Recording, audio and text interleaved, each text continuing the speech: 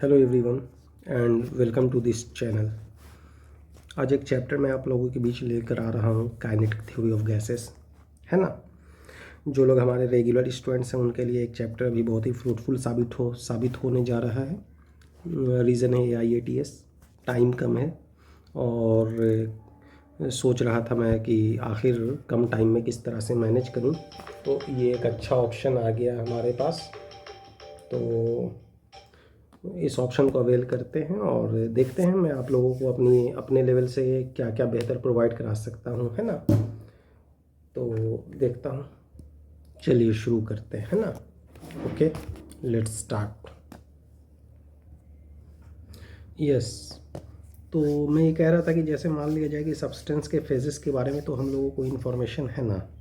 Basically हम लोग 3 तरह की फेजेस के बारे में पढ़ लेते हैं, solid phase, liquid phase and gaseous phase, है ना। तो यहाँ पर kinetic theory of gases chapter का नाम है, तो जाहिर सी बात है इसकी इसमें हम लोग गैसेस की प्रॉपर्टीज़ के बारे में सारी चीज़ें डील करने वाले हैं, गैसेस की बिहेवियर के बारे में सारी चीज़ें डील करने वाले हैं।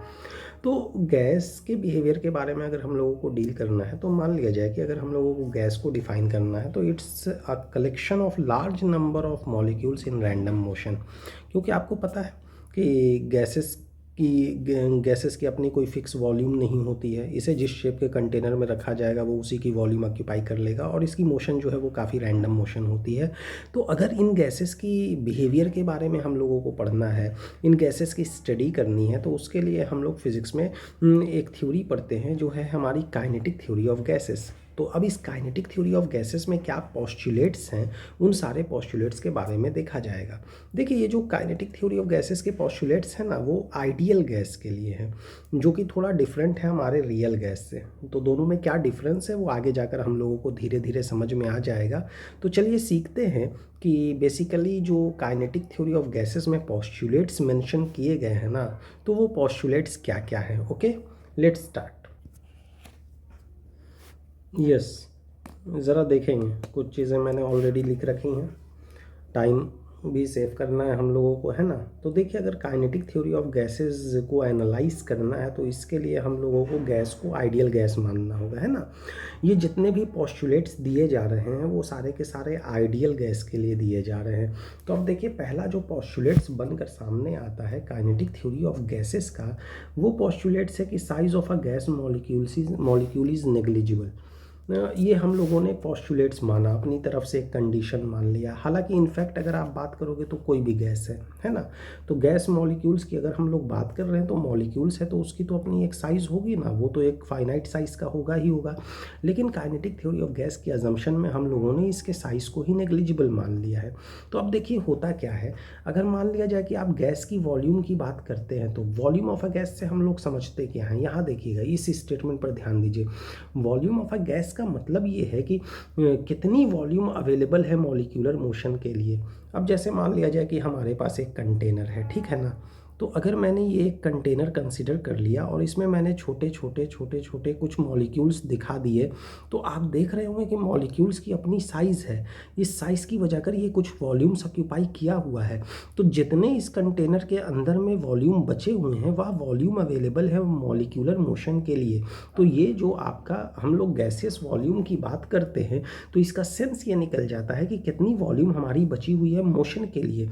अगर आप वॉल्यूम ऑफ गैस की बात करोगे, जैसा कि यहाँ पर आप इस सिचुएशन में देख पा रहे हो, तो वॉल्यूम ऑफ गैस क्या होगा, कंटेनर की वॉल्यूम में जितनी वॉल्यूम आपकी ऑक्यूपाई हो गई है मॉलिक्यूल के ज़रिए उस वॉल्यूम को घटा दीजिए। उस वॉल्यूम को घटाएंगे तो गैस की वॉल्यूम हम लोगों को मिल जाएगी। अब बताइए, ये जो कैलकुलेशन है हमारा कंटेनर वॉल्यूम में volume occupied by all molecules, ये डिफरेंसेस को दिखाना या कैलकुलेट करना हम लोगों के लिए थोड़ा सा मुश्किल है। इसीलिए हम लोग आइडियल गैस में ये मानकर चलते हैं, सिंप्लीफिकेशन करने के लिए ये मानकर चलते हैं कि ये जो गैस मॉलिक्यूल्स की साइज़ है ना, इसे हम लोगों ने नेग्लिजिबल कर दिया। एक आइडियल गैस की बिहेवियर देखा, तो ये जो कंटेनर की वॉल्यूम हो जाएगी ना, यही हमारी गैस वॉल्यूम्स हो जाएगी। That is container volume is the volume available for molecular motion in case of ideal gas. Okay, तो दैट्स द फर्स्ट पोस्टुलेट्स जो हम लोगों ने अभी डिस्कस किया। तो चलिए एक काम करते हैं, सेकंड पोस्टुलेट्स भी लिख लेते हैं, फिर बाद में उसको समझेंगे। कई पोस्टुलेट्स आते हैं, नॉर्मली 6 या 7 पोस्टुलेट्स आपको पढ़ाए जाएंगे। तो देखिए नेक्स्ट पोस्टुलेट क्या है। चलिए सेकंड पॉइंट समझते हैं। देखिए क्या लिखा हुआ है। कहता है कि all molecules of a gas collide elastically with each other as well as with walls of the container. अब जैसे मान लिया जाए कि हम लोग एक कंटेनर कंसीडर कर लेते हैं ना, रफ फिगर मैं दे रहा हूँ, फिर इसे मैं मिटा दूंगा। एक कंटेनर कंसीडर कर लिया और इसमें मॉलिक्यूल्स, दो मॉलिक्यूल्स के बीच का इंटरेक्शन हो रहा है, दोनों मॉलिक्यूल्स एक दूसरे के साथ कोलाइड कर रहे हैं, तो इनकी जो कोलिजन है वो इलास्टिक नेचर की है। और साथ ही साथ अगर ये मॉलिक्यूल जो है ना वो कंटेनर के दीवार से टकरा रहा है, तो वैसे कंडीशन में यहाँ पर भी जो कोलिजन होगी ना, ये कोलिजन कौन सी कोलिजन होने जा रही है, ये इलास्टिक कोलिजन होने जा रही है। और इस तरह से ये जो लगातार टकरा रहे हैं ना, इसकी वजह कर हम लोग ये कह सकते हैं कि गैस जो है ना अपना एक प्रेशर जो है वो एग्जिस्ट कराता है। गैस प्रेशर दैट इज़ कि गैसेस के प्रेशर एक्सपीरियंस करने को मिलते हैं। ये ऐसा कॉन्टिन्यूस कोलिजन की वजह कर हो रहा है ना। चलिए नेक्स्ट पॉइंट की तरफ बढ़ते हैं। चलिए पॉइंट नंबर 3 की बात कर लेते हैं ना। देखिए पॉइंट नंबर 3 क्या कहता है। पॉइंट नंबर 3 कहता है कि during random motion gas molecules do not interact with each other. मतलब एक आइडियल गैस की हम लोग बात कर रहे हैं, क्योंकि काइनेटिक थ्योरी ऑफ गैसेस जो है वो आइडियल गैस के लिए ही होल्ड कर रही है हमारी। तो आइडियल गैस में ये कहा जा रहा है कि अगर रैंडम मोशन की बात करते हैं ना, तो मान लिया जाए कि दो मॉलिक्यूल्स हमारे रैंडम मोशन में, तो जब ये दोनों मॉलिक्यूल्स आपस में रैंडम मोशन में है तो इनके बीच में किसी भी तरह का इंटरेक्शन नहीं होता है, इनके बीच में किसी भी तरह की फोर्सेस नहीं काम कर रही है। तो जब किसी तरह की इंटरेक्शन फोर्सेस ही नहीं है, तो किसी तरह की इंटरेक्शन एनर्जी, जिसे हम लोग पोटेंशियल एनर्जी कहते हैं, वो नहीं होगी। तो इस तरह के इस कंडीशन में डेट इज़ किसी भी सैंपल में अगर आप बात करोगे तो वहाँ पर आइडियल गैस की कोई भी पोटेंशियल एनर्जी नहीं होती है। तो आप लिख सकते हैं कि जो टोटल एनर्जी है ना गैस की, वो बेसिकली किस फॉर्म में अपियर हो रही है, तो काइनेटिक एनर्जी के समेशन के फॉर्म में अपियर हो रही है। That is total energy of gas molecule is equal to sum of kinetic energy of all of its molecules. Is it okay? Next point की तरफ आते हैं। नेक्स्ट पॉइंट क्या कह रहा है। कहता है कि गैसेस मॉलिक्यूल्स जो भी हैं हमारे, वो कंटिन्यूस रैंडम मोशन में, और इस रैंडम मोशन को ही हम लोग किस नाम से जान रहे हैं, ब्राउनियन मोशन के नाम से। शायद आपने नाम सुना होगा ब्राउनियन मोशन का, है ना। तो ये रैंडम मोशन गैस मॉलिक्यूल्स की क्या कहला रही है, ब्राउनियन मोशन कहला रही है। अब अगर आप यहाँ से बात करोगे तो आपको ये पता है कि अगर दो गैस मॉलिक्यूल्स के बीच में कोलिजन होता है, तो कोलिजन होने के बाद मॉलिक्यूल्स की डायरेक्शन जो है वो चेंज हो रही है, ठीक है। और एक मॉलिक्यूल जब दूसरे मॉलिक्यूल से टकरा रहा है ना, तो इन दोनों मॉलिक्यूल्स के बीच में जो कोलिजन हो रही है, उस बीच में पार्टिकल्स या गैस मॉलिक्यूल कौन सी पाथ को फॉलो करते हैं, वो एक स्ट्रेट लाइन पाथ को फॉलो करते हैं।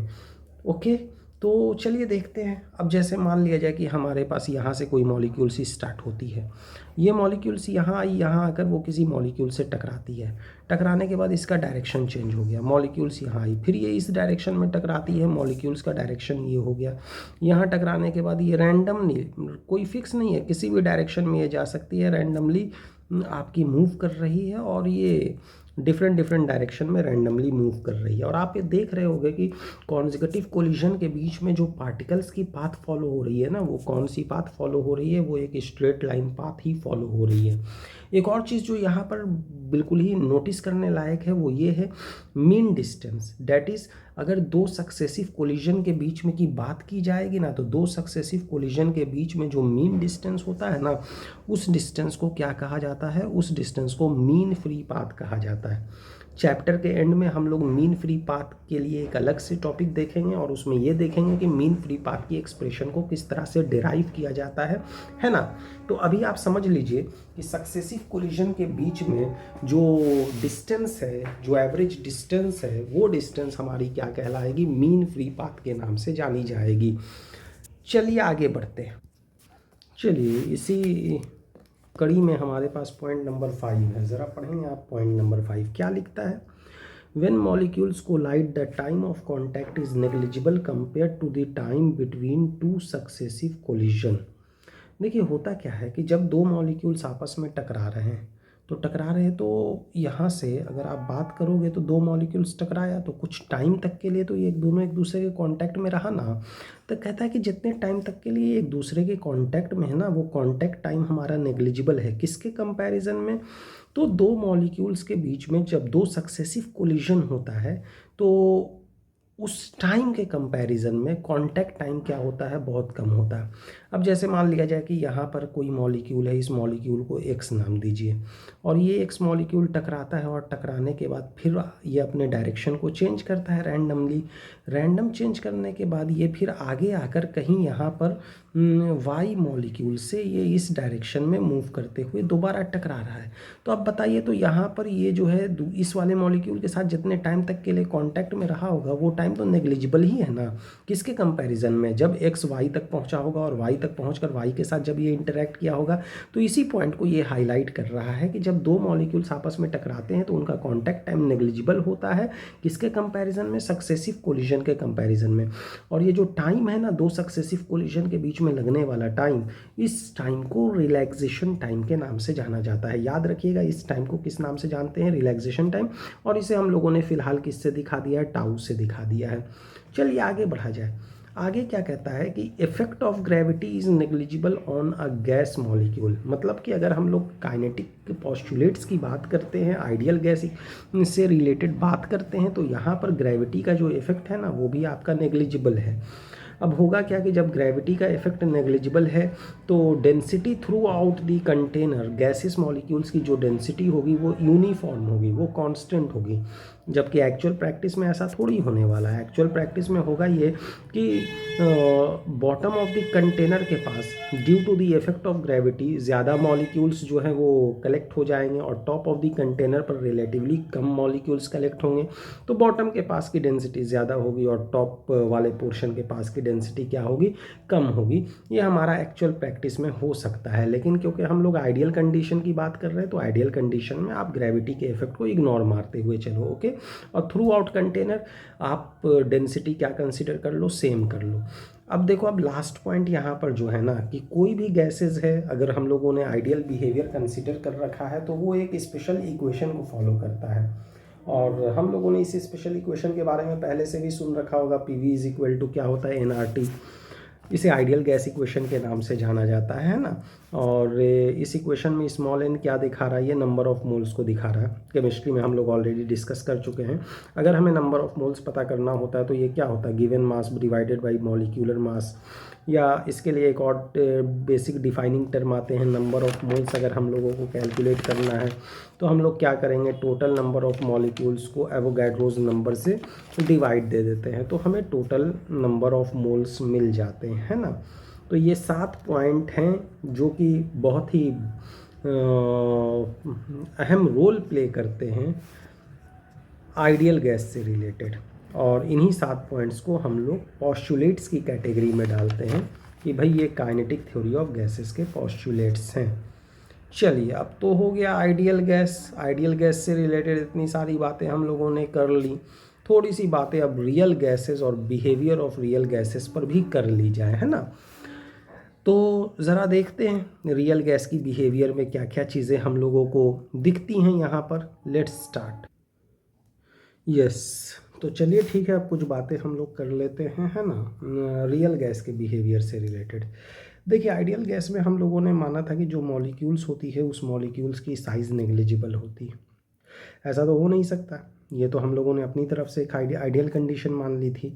तो रियलिटी में मॉलिक्यूल की अपनी साइज़ एग्जिस्ट करती है ना। तो इस लिहाज से अगर आप बात करोगे तो इस लिहाज से जो वॉल्यूम ऑफ गैस होगा, और आपको पता है कि वॉल्यूम ऑफ गैस किसे डिफाइन किया जाता है, जितनी वॉल्यूम कंटेनर के अंदर मॉलिक्यूलर मोशन के लिए अवेलेबल होती है उसे ही हम लोग वॉल्यूम ऑफ गैस कहते हैं। तो ये जो वॉल्यूम ऑफ गैस होगी वो ऑब्वियस है कि किससे छोटी होगी, कंटेनर वॉल्यूम से छोटी होगी।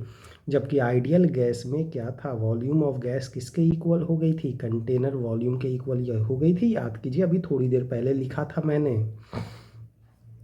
दूसरा पॉइंट देखिएगा क्या है, आइडियल गैस में आपने ये पढ़ा था कि दो मॉलिक्यूल्स के बीच में किसी भी तरह का इंटरेक्शन नहीं होता है, जबकि रियलिटी में ऐसा नहीं है। अगर दो मॉलिक्यूल्स हैं और दो मॉलिक्यूल्स एक सर्टेन डिस्टेंस पर इंटरेक्शन दिखाएंगे, और जब इंटरेक्शन दिखाएंगे तो जो प्रेशर कंटेनर के वॉल को मिलनी चाहिए वो प्रेशर एक्सपेक्टेड प्रेशर से क्या होती है, कम होती है। तो रियलिटी में आइडियल गैस के थ्रू जिस प्रेशर की बात हम लोग करते हैं कंटेनर के वॉल पर, वो रियल गैस उससे स्लाइटली थोड़ा सा कम ही प्रेशर एग्जर्ट करती है ना।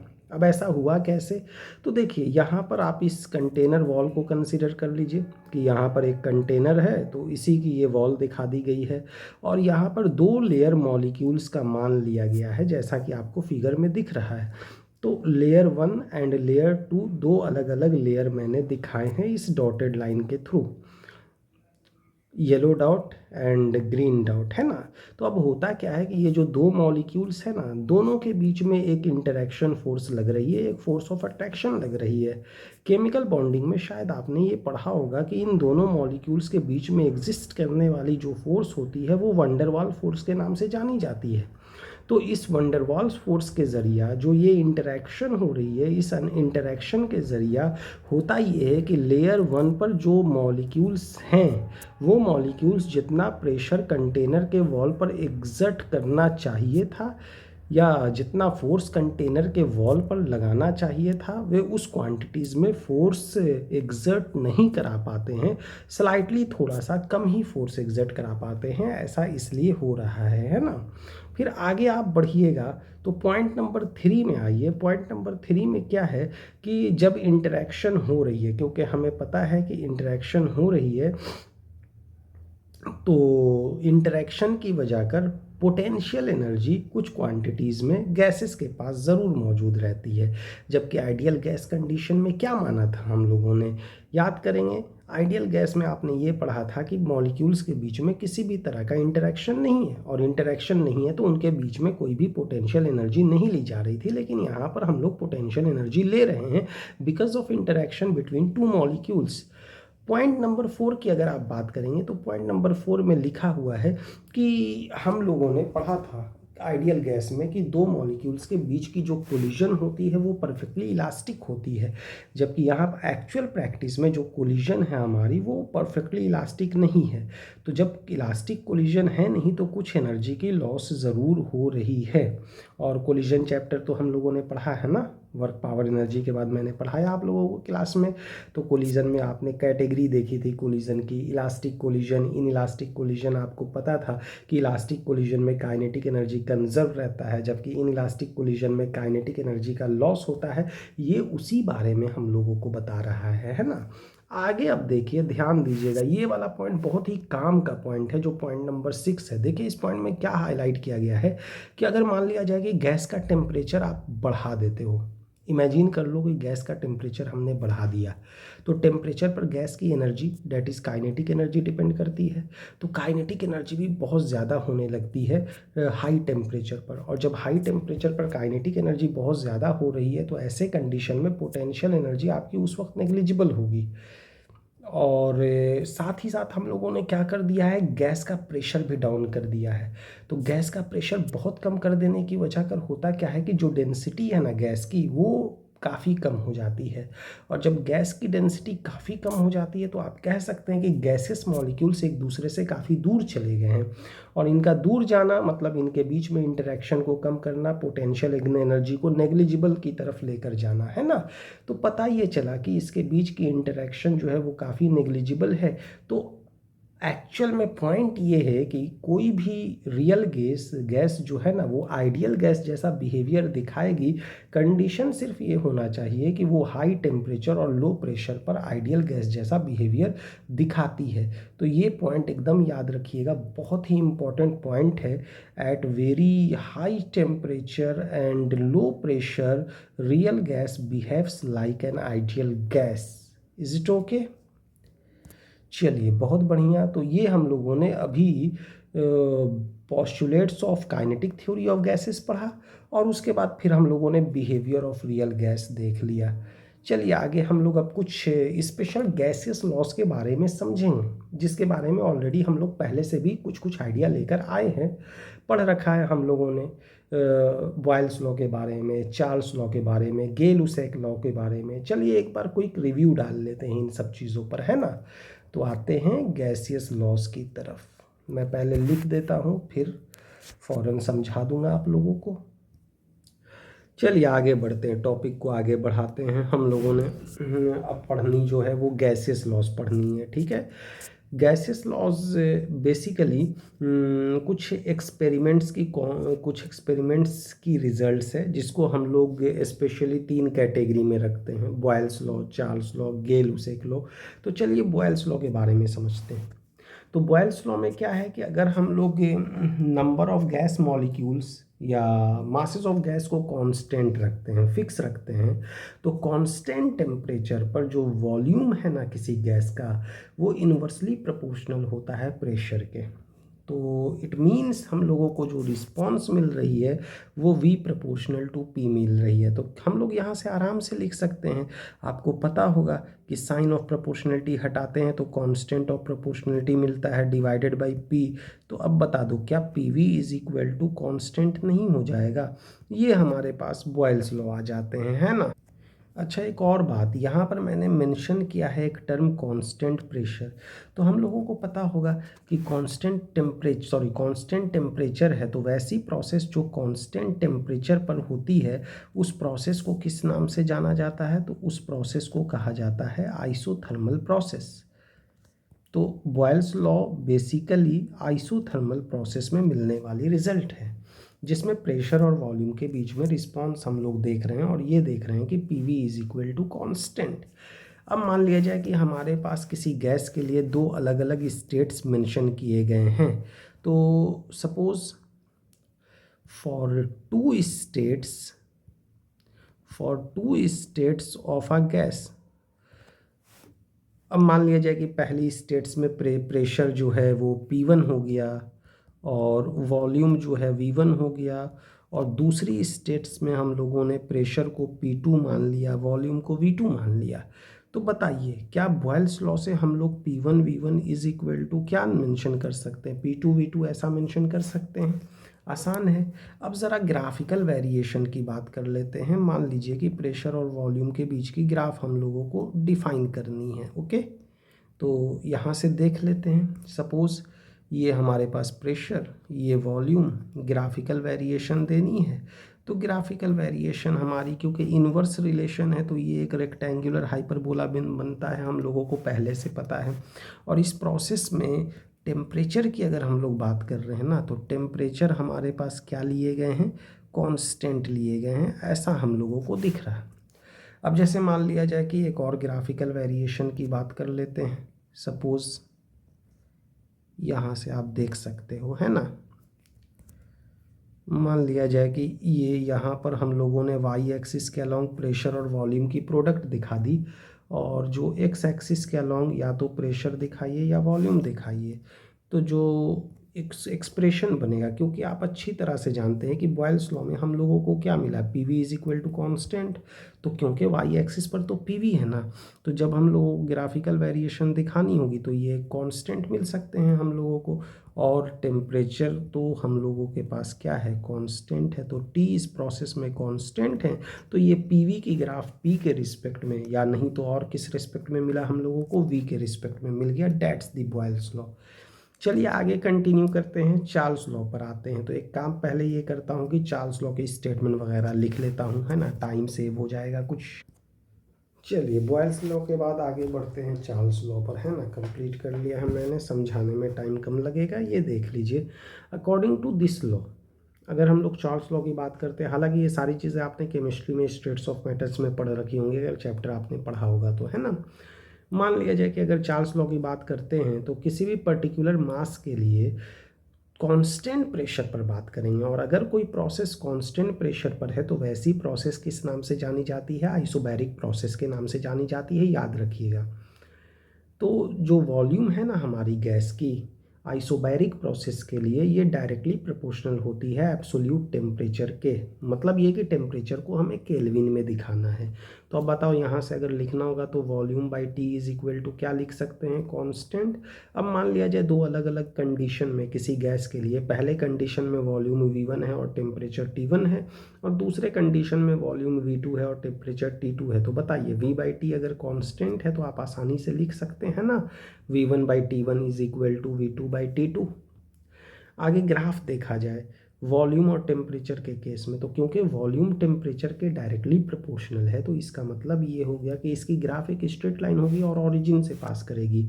तो ग्राफ हम लोगों ने यहाँ पर स्ट्रेट लाइन दिखा दिया है और ये ओरिजिन से पास करते हुए दिखाई जा रही है। नॉर्मली अगर हम लोग रूम टेम्परेचर की बात करते हैं तो टेम्परेचर की इनिशियल वैल्यू कुछ होगी, है ना। नॉर्मल टेम्परेचर पर अगर आप बात करोगे तो इनिशियल वैल्यू कुछ होगी, तो हम लोग उसी रेंज से आगे बढ़ रहे हैं। तो देख रहे होंगे कि आप ग्राफ का ये वाला पोर्शन बिल्कुल ही बोल्ड दिखाया गया है और ये जो बैक वाला पोर्शन है इसे मैंने डॉटेड लाइन से दिखाया है। डॉटेड लाइन कहने का मतलब ये कि ये ग्राफ अगर आप बैक प्रोड्यूस करोगे तो वो तो आपका ज़ीरो ऑरिजिन पर ही जाएगा और यहाँ पर टेम्परेचर के लिए जो पॉइंट ज़ीरो मिल रहा है ना, ये है हमारा ज़ीरो केल्विन टेम्परेचर, जिसे एब्सोल्यूट ज़ीरो टेम्परेचर भी कहा जाता है। और इस टेम्परेचर पर आपको पता है वॉल्यूम आपका क्या हो जाएगा, ज़ीरो हो जाएगा, जैसा कि चार्ल्स लॉ के थ्रू हम लोगों को पता चल रहा है।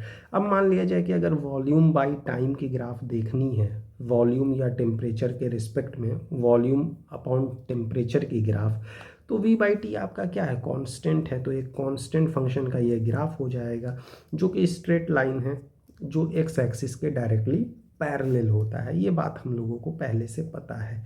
तो that's what we have for Charles law. इसी से मिलती जुलती एक और लॉ है, गे-लुसेक लॉ। तो समझ लेते हैं, चलिए गे-लुसेक लॉ क्या है। यस, देखते हैं ज़रा गे-लुसेक लॉ पर एक नज़र, है ना। तो देखिए क्या है गे-लुसेक लॉ की स्टेटमेंट क्या है।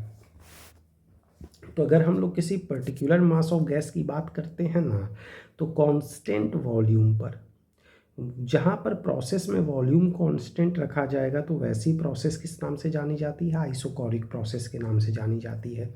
तो आइसोकोरिक प्रोसेस के लिए जो हमारे पास प्रेशर है ना, प्रेशर डायरेक्टली किसके प्रोपोर्शनल होता है, एब्सोल्यूट टेम्परेचर के। तो आप लिख सकते हैं P प्रोपोर्शनल टू T। अब बताइए इसको मैथमेटिकल फॉर्म में लिखेंगे तो P by T is equal to क्या लिखेंगे, कांस्टेंट।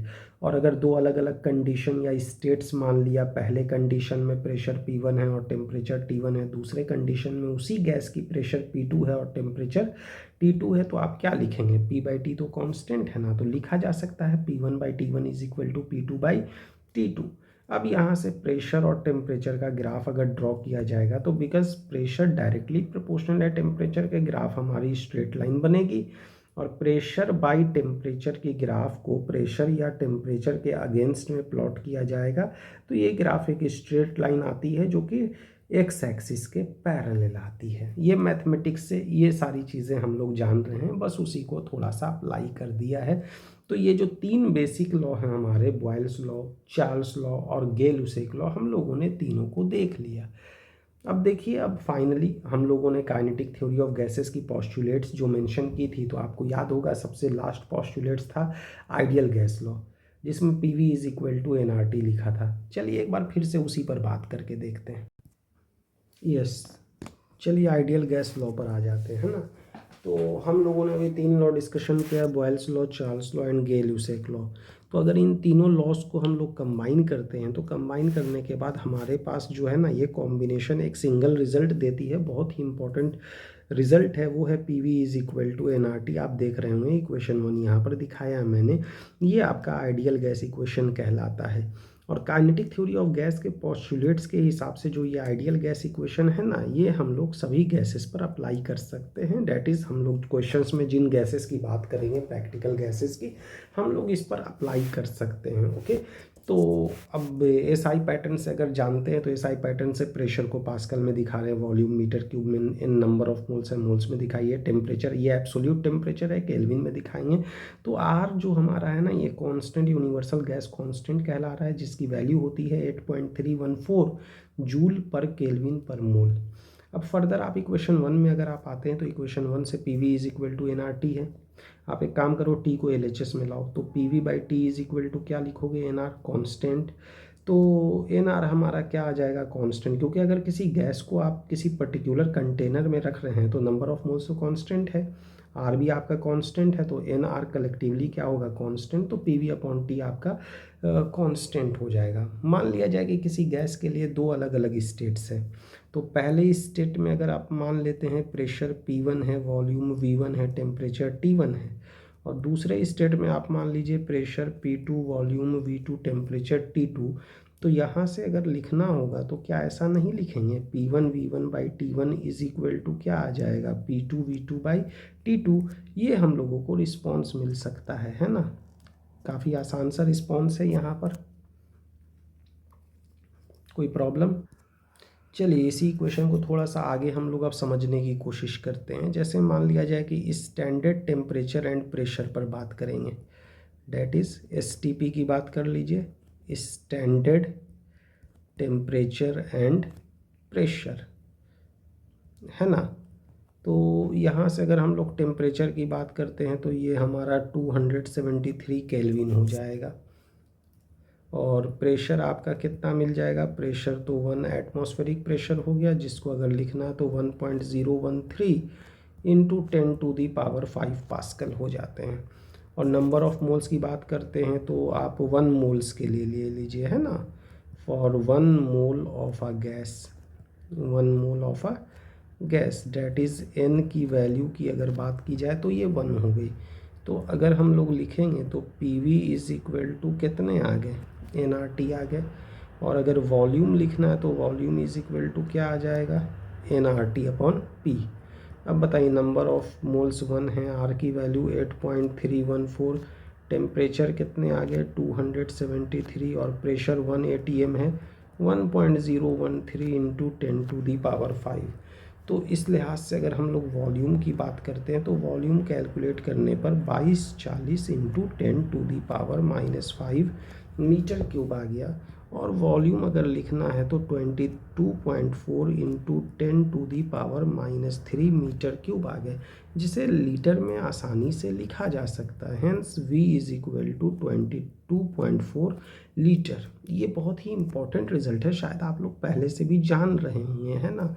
कहने का मतलब ये हो गया कि स्टैंडर्ड टेम्परेचर एंड प्रेशर पर 1 मोल ऑफ अ गैस जो होता है ना, वो 22.4 लीटर ऑक्यूपाई करता है। चलिए लिख ले। यस, तो देखिए ये एक रिमार्केबल रिजल्ट हमारे पास हो गया। At standard temperature and pressure 1 mole of a gas occupies a volume of 22.4 litre. Okay, चलिए एक छोटी सी और चीज़ हम लोग समझ लेते हैं स्टेट ऑफ अ गैस के बारे में, है ना। जैसे मान लिया जाए कि किसी भी इंस्टेंट में किसी गैस की स्टेट का क्या मतलब होता है, तो स्टेट का मतलब ये होता है कि उसके पास जो पैरामीटर हैं, thermodynamic parameter, mainly pressure, volume and temperature की ही हम लोग बात करते हैं। तो प्रेशर, वॉल्यूम एंड टेम्परेचर की कोऑर्डिनेशन से ही स्टेट डिफाइन होता है। अब मान लीजिए कि किसी इनक्लोज्ड चैम्बर में किसी गैस को हम लोगों ने रखा, तो गैस उस पर प्रेशर एग्जर्ट करेगी, गैस का अपना एक वॉल्यूम होगा और गैस का अपना एक टेम्परेचर होगा। तो mainly pressure, volume and temperature ये थर्मोडायनेमिक कोऑर्डिनेट कहलाते हैं। अब मान लीजिए कि पहले कंडीशन में थर्मोडायनेमिक कोऑर्डिनेट P1, V1 और T1 दिए गए थे, किसी तरह से इस कोऑर्डिनेट को चेंज कर दिया गया, प्रेशर को P2 कर दिया गया, वॉल्यूम को V2 कर दिया गया, टेम्परेचर को T2 कर दिया गया। तो अभी जस्ट आपने गैस लॉ में देखा था कि P1 V1 by T1 is equal to क्या मिल रहा था, P2 V2 बाई T2।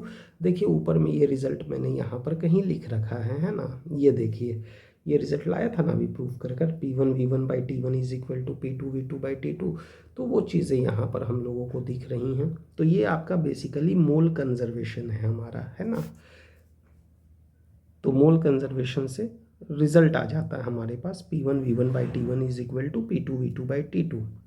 हम लोगों ने शायद एवोगाड्रोस हाइपोथेसिस का भी नाम सुना होगा, तो चलिए एवोगाड्रोस हाइपोथेसिस पर भी थोड़ी सी बात कर लेते हैं। Okay, yes, now we have Avogadro's hypothesis, है ना।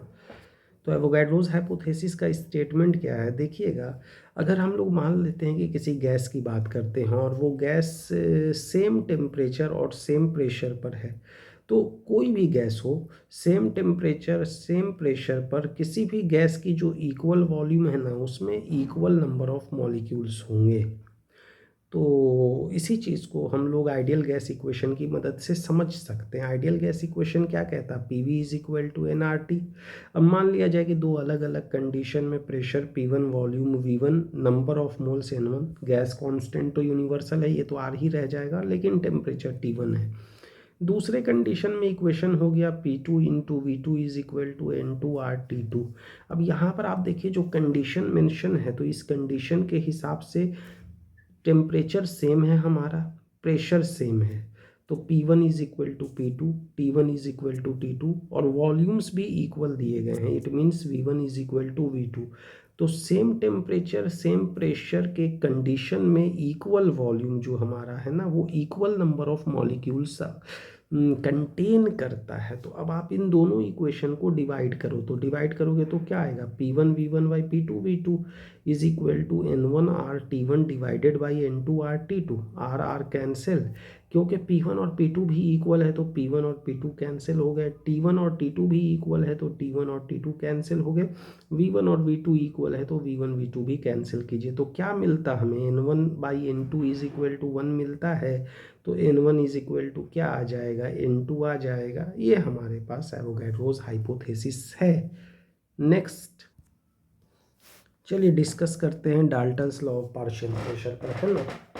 अब जैसे मान लिया जाए कि ये हम लोगों ने एक कंटेनर रख दिया और इस कंटेनर में n अलग अलग गैसेस हैं, n टाइप्स ऑफ गैसेस हैं, इनको मिक्स कर कर रख दिया। तो ये एक तरह का मिक्सचर हो गया।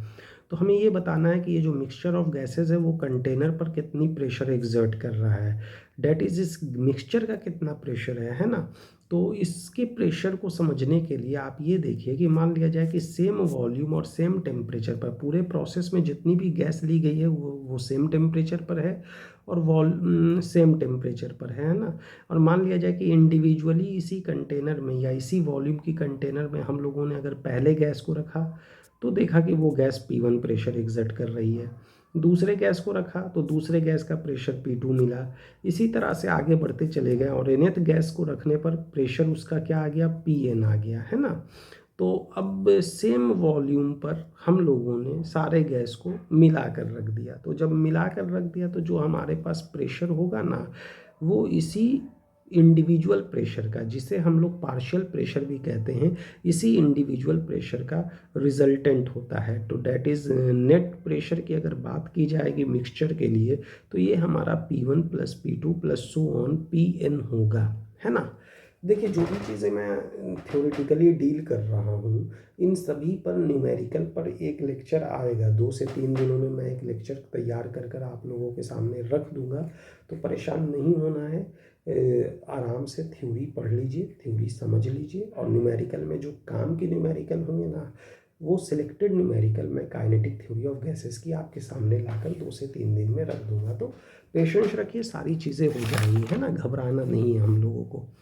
चलिए आगे बढ़ते हैं। जो आइडियल गैस लॉज है ना, तो वो आइडियल गैस लॉज कई फॉर्म में लिखा जाता है। हम लोगों ने सिर्फ एक ही फॉर्म उसका देखा है जो PV = nRT है, जिसे हम लोग मोलर फॉर्म कहते हैं। तो और भी देखते हैं क्या क्या अलग अलग फॉर्म हो सकता है इसका, तो देखा जाए। चलिए ये बताइए तो ज़रा, आइडियल गैस इक्वेशन क्या होता है। तो हम लोगों को मालूम है ना, PV = कितने आ जाएंगे, nRT। ये जो फॉर्म है ये फॉर्म क्या कहलाता है, तो इस फॉर्म को कहते हैं हम लोग मोलर फॉर्म। थोड़ा इससे आगे बढ़ते हैं। PV ये नंबर ऑफ मोल्स है। तो नंबर ऑफ मोल्स की डेफिनेशन होती है total number of molecules divided by Avogadro's number into RT, ऐसा लिखा जा सकता है ना। क्योंकि अगर हम लोग बात करेंगे तो नंबर ऑफ मोल्स के बारे में हम लोगों ने पढ़ा होगा। नंबर ऑफ मोल्स ये हमारे पास क्या आता है, total number of molecules, total number of molecules, okay, divided by क्या लिखा जाएगा, एवोगैड्रोज नंबर, एवोगैड्रोज नंबर, ये हम लोग लिख सकते हैं। That is small n = N/Na।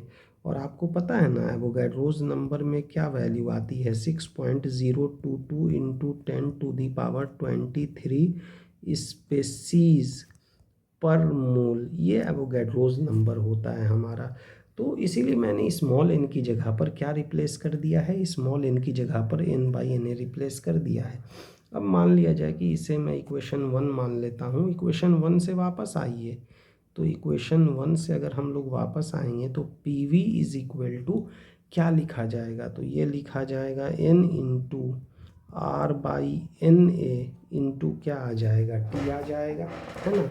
यहाँ से एक और चीज़ समझिएगा, वो क्या है, जैसे ये हो गया KB होता है R/Na और इसे हम लोग कौन सा कांस्टेंट कहते हैं, ये हमारा कहलाता है बोल्ट्जमैन्स कांस्टेंट, ओके। और आपको R की वैल्यू पता है, Na भी पता है, तो तो जब के बी लिखना होगा तो बताइए, ये 8.314 और डिवाइडेड बाई ये क्या लिखिएगा, 6.022 इंटू 10⁻23 लिखिएगा। सॉल्व करने पर ये 1.38 approximately 1.38 into 10⁻⁻23 joule per second आ जाएगा। तो इस लिहाज से अगर हम लोग लिखते हैं, रिप्लेस करते हैं, तो P V is equal to ये क्या आ जाएगा, n into k into T. ये रिस्पॉन्स हम लोगों को यहाँ पर मिल रहे हैं, है ना। और ये जो फॉर्म है ना हमारी, इस फॉर्म को कहा जाता है मॉलिक्यूलर फॉर्म। तो लिख देते हैं हम लोग, ये फॉर्म हमारा क्या कहलाएगा, मॉलिक्यूलर फॉर्म। फिर वापस आइए, तो वापस आते हैं हम लोग, बताते हैं, जानते हैं हम सभी लोग P V is equal to n R T ये होता है, और P V is equal to n number of moles लिखना है। तो अब देखिए यहाँ पर नंबर ऑफ मोल्स होगा ना, वो given mass by molecular mass होता है, m by M not into आप क्या लिखेगा, आर टी। तो एक चीज़ और यहाँ से ध्यान देने वाली बात है, नंबर ऑफ मोल्स। तो ये हमारे पास आ जाएंगे गिवन मास डिवाइडेड बाई क्या लिखा जाएगा, मॉलिक्यूलर मास। केमिस्ट्री में हम लोगों को बहुत आइडिया होगा अगर फर्स्ट चैप्टर हम लोगों ने अच्छी तरह से पढ़ा होगा तो। अब यहाँ से देखिए आगे क्या लिख सकते हैं, और P इज इक्वल टू क्या लिखेंगे आप, एम बाई वी इंटू ये कितने आ जाएंगे, R T divided by M naught. ये मिल जाएंगे, मास पर यूनिट वॉल्यूम तो डेंसिटी होती है, तो इस लिहाज से अगर आप लिखेंगे तो P is equal to rho R T divided by क्या लिखा जा सकता है, एम नॉट लिखा जा सकता है ना। क्योंकि हम लोग जानते हैं, ऐसा इसलिए लिख दिया क्योंकि रो बोले तो डेंसिटी, और डेंसिटी इज इक्वल टू हम लोग क्या जानते हैं, मास डिवाइडेड बाई वॉल्यूम, इसीलिए रिप्लेस कर दिया। ये जो फॉर्म है ना हमारा, ये जो फॉर्म है, इस फॉर्म को हम लोग कहते हैं डेंसिटी फॉर्म। ये फॉर्म डेंसिटी फॉर्म के नाम से जानी जाती है। ओके, एक और चीज़ है जो हम लोगों ने फ्लूइड मैकेनिक्स में पढ़ रखा है, बैरोमीटर के बारे में आपको पढ़ाया होगा मैंने। बैरोमीटर है, और फिर उसके बाद प्रेशर वेरिएशन का केस था। तो इसमें भी थोड़ी सी ज़रूरत पड़ेगी क्योंकि क्वेश्चन आते हैं यहाँ से बैरोमीटर से रिलेटेड, तो एक बार रिवीजन कर लेते हैं, है ना। Yes, let's continue with the topic barometer. Barometer के बारे में हम लोगों को थोड़ी बहुत जानकारी है, और जिन लोगों ने फ्लूइड मैकेनिक्स की क्लास की थी तो वहाँ पर मैंने आप लोगों को बैरोमीटर के बारे में बताया होगा। देखिए बैरोमीटर क्या है, ये एक ऐसी इंस्ट्रूमेंट है जिसकी मदद से हम लोग एटमॉस्फेरिक प्रेशर को मेज़र करते हैं। एटमॉस्फेरिक प्रेशर को मेज़र करने के लिए क्या किया जाता है, जैसे मान लिया जाए कि ये एक कंटेनर है, ये एक बीकर है, और इस बीकर को ऑलरेडी हम लोगों ने मर्क्यूरी से भर रखा है। और फिर क्या किया जाता है, एक इवैक्यूएटेड ट्यूब हम लोग लेते हैं, और उस इवैक्यूएटेड ट्यूब को हम लोग क्या कर लेते हैं, उसको उसके जो ओपन एंड है ना, उसके ओपन एंड को थंब से हम लोग कवर कर लेते हैं, और उस फिर इवैक्यूएटेड ट्यूब को इस कंटेनर के अंदर डाल देते हैं। तो होता ये है कि जैसे ही हम लोगों ने डाला तो इवैक्यूएटेड ट्यूब था, अंदर में ऑलमोस्ट नेग्लिजिबल एयर था, है ना। तो यहाँ से जो प्रेशर है ना, ये प्रेशर इस मर्क्यूरी को इस ट्यूब के अंदर पुश करती है, और मर्क्यूरी की लेवल इस ट्यूब के अंदर धीरे धीरे राइज करने लगती है, और 76 सेंटीमीटर तक आने के बाद ये मर्क्यूरी की लेवल आपकी जो होती है वो कांस्टेंट हो जाती है, वो फिर रुक जाती है। तो इस तरह से हम लोग ये कहते हैं कि जो 1 एटमॉस्फेरिक प्रेशर है ना, वो 76 सेंटीमीटर ऑफ जी है, ऐसा भी हम लोग लिखते हैं, है ना। अक्सर ऐसा लिखा हुआ मिलेगा हम, हाँ। तो देखिए ये लिखा हुआ हम लोगों को अक्सर मिलता है, 1 atmospheric pressure is equal to 76 centimetre of H G column. अब इस 76 centimetre of H G column को जो है हम लोग प्रेशर में कैसे कन्वर्ट करेंगे, एसआई में कैसे कन्वर्ट करेंगे, इसके लिए थोड़ा सा हम लोग फ्लूइड मैकेनिक्स की कॉन्सेप्ट को यूज़ करते हैं। ये देखिए यहाँ पर ये रीजन जो है ना ऑलमोस्ट फ्री फ्रॉम एयर है, तो यहाँ पर लगभग एक वैक्यूम है, और इस वैक्यूम को हम लोग क्या कहते हैं, टॉरिसिलियन वैक्यूम कहते हैं। अगर आप इस रीजन के प्रेशर की बात कीजिएगा तो इस रीजन की प्रेशर क्या हो जाएगी, ज़ीरो। आपको बताया था मैंने फ्लूइड मैकेनिक्स में कि किसी भी लिक्विड की अगर बात करते हैं तो लिक्विड में एक ही लेवल पर जो प्रेशर होता है हमारा वो सेम बना हुआ रहता है। अब आप पॉइंट बी और पॉइंट सी की बात कीजिए, ये इस लिक्विड में एक ही लेवल पर के पॉइंट हैं, तो जितनी प्रेशर सी की होगी उतनी ही प्रेशर बी की भी होगी। अब आप देखिए जो पॉइंट सी है वो एक्सपोज्ड टू एटमॉस्फेयर है, वो एयर में एक्सपोज किया हुआ पॉइंट है। तो अगर आप प्रेशर एट सी लिखेंगे तो ये प्रेशर हमारा एटमॉस्फेरिक प्रेशर के इक्वल हो जाएगा, है ना। चलिए इन्हीं चीज़ों को लिख देते हैं। तो हम लोग आसानी से लिख सकते हैं प्रेशर एट सी, इस सिचुएशन में प्रेशर एट सी किसके इक्वल हो गया, प्रेशर एट बी के इक्वल हो गया। ये जो सी पर का प्रेशर है वो एटमॉस्फेरिक प्रेशर है, और जब बी की प्रेशर की आप बात कीजिएगा तो ये बी की प्रेशर जो है ए की pressure plus rho g h के फॉर्म में आ जाएगा। तो आप यहाँ से लिखेंगे pressure at A plus rho g h, है ना। अब बताइए एटमॉस्फेरिक प्रेशर है ना, तो P A T M is equal to A की प्रेशर तो ज़ीरो, और ये हमारे पास रो जी एच आ गए। P A T M is equal to कितने आ जाएंगे, रो जी एच। यहाँ जो रो है ना वो डेंसिटी ऑफ मर्क्यूरी है। तो अगर आप रो की बात करते हैं तो ये रो हमारा क्या आएगा, डेंसिटी ऑफ मर्क्यूरी आ जाएगा। और मर्क्यूरी की डेंसिटी क्या होती है, 13.6 इंटू 10⁻³ किलोग्राम पर मीटर क्यूब, ये मिल गई। एच हाइट की वैल्यू 76 सेंटीमीटर दी गई है, तो 0.76 मीटर लिखा जा सकता है। और जी की वैल्यू कितनी है, 9.8 मीटर पर सेकेंड स्क्वायर। और यहाँ से जब आप एटमॉस्फेरिक प्रेशर की बात करेंगे इक्वेशन 1 से, तो प्रेशर एटमॉस्फेरिक ये हमारे पास आ जाएगा 1.013 इंटू 10⁵ पास्कल। ये एटमॉस्फेरिक प्रेशर हमारे पास मिल जाएंगे, है ना। आगे चलिए ध्यान दीजिएगा, अब हम लोग बैरोमेट्रिक रिलेशन की बात कर रहे हैं। मतलब कहने का ये है कि अगर हम लोग अर्थ सरफेस से हाइट पर जाएंगे, जैसे हाइट मेंटेन करेंगे, तो ये तो पता है कि जैसे जैसे हाइट हम लोग मेंटेन कर रहे हैं तो प्रेशर की वैल्यू जो होती है वो हाइट की वजह कर चेंज होती है, और ये वैल्यू डिक्रीज़ ही करती है। वो हम लोग अभी देखने वाले हैं कि डिक्रीज़ कर रही है तो किस हिसाब से डिक्रीज़ कर रही है ना।